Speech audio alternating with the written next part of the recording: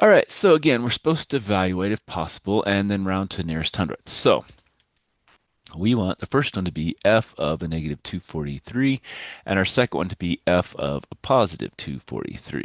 Okay, so the first one we're going to put negative 243 in, and that's raised to the 3/5 power.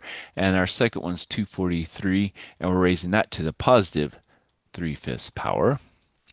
And so again, all we're going to do is type that into our calculator. So let's go look at that. So let's clear this out. And so we wanted a negative, oops, yeah, negative 240 or 43, and that was to the, again, that was to the 3/5 power, so 3 divided by 5. So it's a negative 27. And now we'll do the positive, and so we'll just go back here and we'll delete that negative sign, and that gives us a positive 27. Now, this case, we didn't have to worry about any hundredths or anything else. All it is they're whole numbers. And so we have a negative 27 and a positive 27. Remember, with a negative, if we have an odd number here, we can take that root. If that's a negative and it's an even number here, we can't do that. It's going to be an imaginary number. So that's going to be a key thing to kind of watch for when you're doing these. All right, so we're supposed to, oops, supposed to graph this and then write the domain in interval notation. All right, so if we plug in zero, zero to anything is going to be zero. Let's see here. If we plug in a one, and so if we plug one in here, what we have is 1 to the 1/10, and so that is going to be basically a 1. So if we hear that's 1, so that's going to be 1.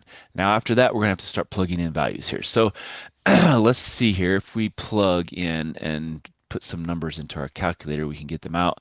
So if we plug in, say, a 2 to the 10th, we get about 1.1. If we plug in a 4 to the 10th, we get 1.1. So, it's going up. I think we had, what was there, probably, I don't know, maybe there was a 20. I don't remember how far I took the graph table out. So that's up to 1.3 at 20. So, we didn't even go up to 20, so we went up to 18. So the 2 was 1.07, so that's going to be barely here. Then we had a 4 is, it's going up like that. And so we kind of go really up steep, and then I can't even draw that even. So if I was to go here, it's going to do something like that, and it's just going to keep going. Now, what they want is they want the domain.